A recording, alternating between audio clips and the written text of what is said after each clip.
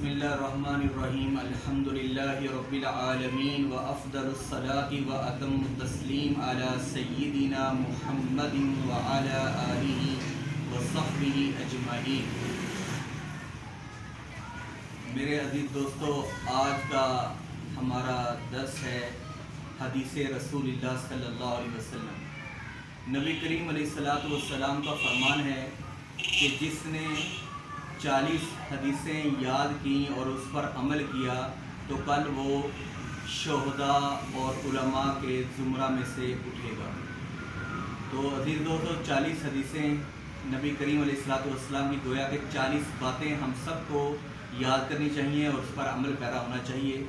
تو مختلف محدثین کرام گزرے جنہوں نے 40 حدیثوں پر مختلف کتابیں جو ہے لکھی ہیں، جن میں انہوں نے نبی کریم علیہ السلام کی 40 باتوں کو نقل کیا، 40 حدیثوں کو نقل کیا۔ ان میں سے ایک محدث حضرت امام نووی رضی اللہ تعالی عنہ ہیں۔ امام نووی بہت بڑے محدث گزرے ہیں جنہوں نے احکام پر 40 حدیثیں اپنی کتاب میں جمع کی، جس کو اربعین النوویہ کہا جاتا ہے۔ اس کی پہلی حدیث ہے اور میری اجازت امام نووی سے ملتی ہے، تو میں پہلی حدیث ان کی کتاب سے روایت کرتا ہوں۔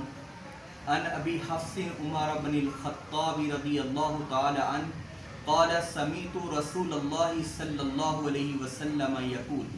انما الاعمال بالنیات وانما لكل امرئ ما نوى فمن كانت هجرته الى الله ورسوله فهجرته الى الله ورسوله ومن كانت هجرته إلى دنيا يصيبها أو امرأة ينكحها فهجرته إلى ما هاجر إليه۔ رواه امام المحدثین امام بخاری رضی اللہ تعالی عنہ اور امام مسلم رضی اللہ تعالی عنہ۔ تو عزیز دوستو، حضرت ابو حفص یعنی کہ حضرت حفصہ ام المؤمنین رضی اللہ تعالی عنہ کے والد محترم حضرت عمر بن خطاب رضی اللہ تعالی عنہ فرماتے ہیں کہ میں نے نبی کریم صلی اللہ علیہ وسلم کو فرماتے ہوئے سنا کہ بے شک اعمال کا دار و مدار نیتوں پر ہے،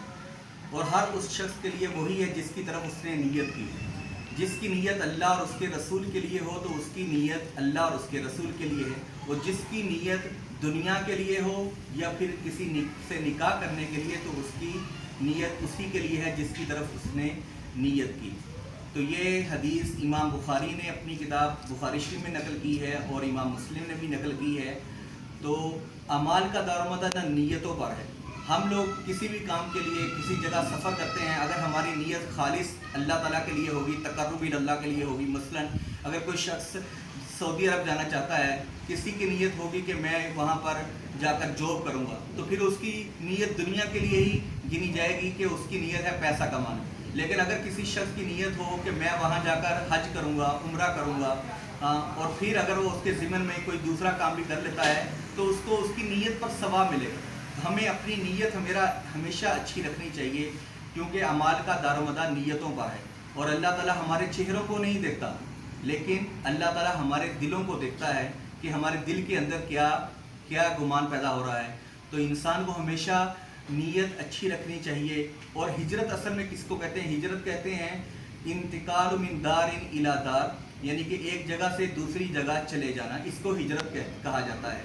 تو یہ حدیث نبی کریم علیہ السلام نے جو ارشاد فرمائی، اس میں 2 ہجرتوں کا ذکر کیا۔ ایک جو ہجرتیں صحابہ کرام نے پہلے حبشہ کی طرف ہجرت کی،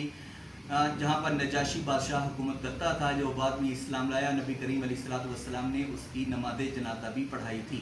اور دوسری ہجرت جو تھی، نبی کریم علیہ السلام نے حضرت سیدنا ابوبکر صدیق کے ساتھ جو ہجرت مکہ سے مدینہ شریف کی طرف کی۔ تو یہ 2 ہجرتیں تھیں، اور نبی قرآن پاک کے اندر بھی ہے وَمَن يَخْرُجْ مِن بَيْتِهِ مُهَاجِرًا إِلَى اللَّهِ وَرَسُولِهِ ثُمَّ يُدْرِكْهُ الْمَوْتُ فَقَدْ وَقَعَ أَجْرُهُ عَلَى اللَّهِ، کہ جو بندہ، جو بچہ علم دین کے لیے اپنے گھر سے نکلا، مَن يَخْرُجْ مِن بَيْتِهِ مُهَاجِرًا إِلَى اللَّهِ وَرَسُولِهِ، اور دین سیکھنے کے لیے نکلا، اللہ کے لیے نکلا، جہاد کے لیے نکلا، اور پھر اس کو موت آ گئی، تو اس کا اجر جو ہے اللہ تعالیٰ پر ہے، اور یقیناً اس کا ٹھکانہ جنت ہی ہوگا، اور اللہ تعالیٰ اس کو بے شمار ثواب عطا فرمائے گا۔ تو یہ نیتوں پر ہے، ہمیں اپنی نیتوں کو صاف رکھنا چاہیے۔ اور اس حدیث کے اندر ایک دوسری بات جو بتائی گئی وہ ہے کہ اس حدیث کو ایک صحابی تھے جنہوں نے مدینہ اس لیے ہجرت کی تھی کہ وہ جا کر ام قیس سے نکاح کریں گے، تو اس صحابی کو مہاجر ام قیس بھی کہا جاتا تھا، اس حدیث کو مہاجر ام قیس کا بھی نام دیا جاتا ہے کہ انہوں نے وہاں مدینہ اس لیے جانا تھا کہ وہ اس عورت سے نکاح کریں گے۔ تو دیکھا آپ نے کہ اگر ان کی نیت ہوتی کہ میں مدینہ نبی کریم علیہ الصلوۃ والسلام کے ساتھ جاؤں گا، وہاں پر دین کا کام کروں گا، نبی کریم علیہ الصلوۃ والسلام کا ساتھ دوں گا، تو اس کو اس کی نیت پر ثواب ملتا، لیکن اس کی نیت یہ تھی کہ وہ اس عورت سے جا کر شادی کریں گے، تو اس کو مہاجر ام قیس کہا جاتا تھا۔ اللہ تعالیٰ سے دعا ہے کہ ہمیں اپنی نیتوں کو ہمیشہ صاف رکھنا چاہیے اور اپنی نیتیں اللہ تعالیٰ کے لیے رکھنی چاہیے، چاہے ہم علم دین سیکھ رہے ہیں، چاہے ہم کوئی گارڈ کی نوکری کر رہے ہیں، سیکورٹی گارڈ کی نوکری کر رہے ہیں، تو اس سے یہ ہوگا کہ اگر ہم اپنی نیت اللہ کے لیے کریں گے کہ اللہ کے لیے میں نگرانی کر رہا ہوں، اللہ کے لیے میں مثلا جو ہے یہ کام سر انجام دے رہا ہوں، تو اس پر اس کو ثواب ملے گا۔ وما علینا الا البلاغ المبین۔